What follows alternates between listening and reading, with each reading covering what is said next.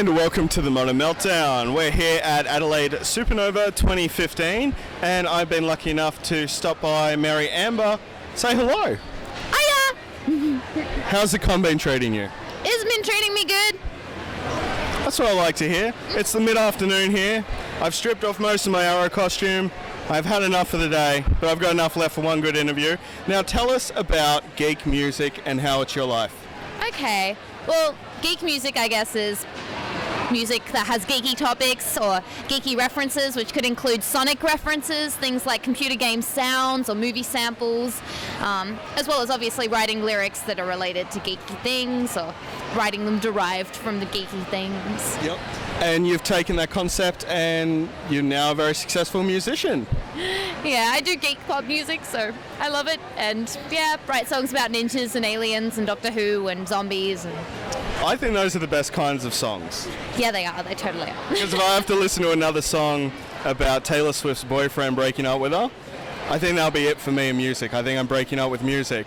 So it's nice to be able to put on an album and not have to listen to that. Instead, we get to listen about Flying Away in a TARDIS, which is your new album. Yeah, Pop Goes the TARDIS. Pretty exciting stuff there. All Doctor Who songs, so. So which references do you pick? How do you pick the references? Do you start with the story of the song first, or how does it work? Tell me about your creative process. I think it's different for every song. So, for example, I have a song written entirely out of emojis, and for that one, I obviously go to my phone and see what I can do. Then I've got, for the Doctor Who album, there's a one-song summary, which wraps the entire of Doctor Who in one song, so that started with the concept. The Doctor Who guest song mash is similar. I mashed together 10 songs that are from Doctor Who into one, and that's started with the concept. But then there's obviously story ones, like Baby Get Me a TARDIS, or ones like that on there that I think Exterminate's another one, that are more kind of story-based, where it will go along as I'm writing. I'll say, what should happen next? And that'll happen with the process. That's fair enough. And when you're looking at concepts for album, like you've started with Doctor Who, you did a mix of geek stuff in your previous album. How did you come across the idea of doing a Doctor Who exclusive album? Is it just the love of the character? It's actually funny because I probably wouldn't have normally done that, but I purchased Cubase, which is a software that you can record music with. And this was this kind of scary thing I did last year. And this Mega Man, sorry, slightly distracted for a second there, but I bought it and I was like, not sure whether I should, but I had a discount and I was like, I'll do it. And then I spent a few months learning how to work the software, and now I can record at home. And I had this amazing feeling of freedom because with my other EP and with a lot of my future music, I'm going to work with producers, and for one song, that's thousands of dollars. Yep. But when I'm at home recording, it's just time. It's not so much money, and I felt this amazing freedom of I can do what I want. And for whatever reason, that happened to be a Doctor Who album. I think it was just started with one song and then kind of snowballed. And because I could, I did.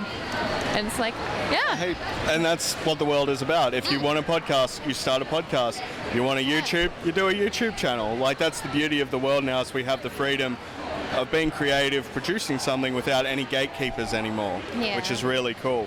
So, are you working on your next EP now? Yes, I shall be. Soon, hopefully. I've got in touch with the producer and things, so for that one, with the EPs, I'm working with producers. They'll be the more expensive ones. I've already produced another kind of song series, similar to Pop Goes the TARDIS at Home, which is 90s themed, but that's a little bit more kind of mixed. It's not one kind of pop culture thing. It's got like Pokemon and Block Breaker and Bubble Tape and all sorts of 90s sort of stuff in it, so it's more varied. But that one's already done and will hopefully be released next year. Cool. And when's the Batman album coming out? Probably not going to have a Batman album. I was actually going to write a Leading Ladies album.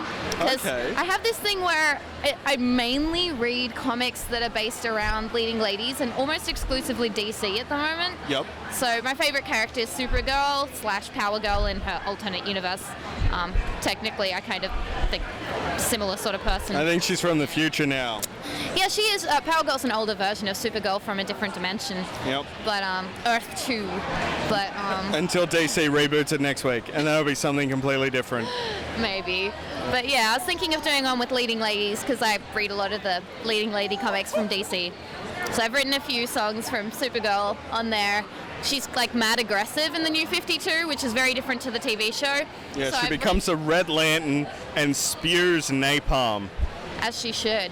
It's like a really entertaining kind of comic. So I wrote this song and it's up on the internet if you can find it somewhere in its hidden trove, but a few of my kind of followers found it, and it's got like these screamy sections in it, which I like basically never do, but it's just because Supergirl goes nuts, and a strangely positive response to that, so you never know. Yeah, Supergirl and going crazy, positive experience. Welcome to the internet. So if people want to check out your albums, what's the easiest way to get their hands on them?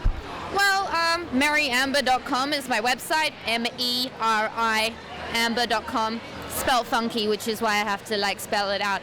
But yeah, that's my online home, and there's everything on there. There's a free stuff page, so you can get a free song and e-zine. There's also Block Breaker in my header, so if you get bored, then you can go to my website and play Block Breaker. And it's very distracting, but fun, even for myself. Yes. Distracting but fun, which is pretty much the modern meltdown. So I'd like to thank you very much for coming on to the show today. And we're still here, chilling out at Adelaide Supanova 2015, day one. I'm nearly done. Hopefully the day will end soon.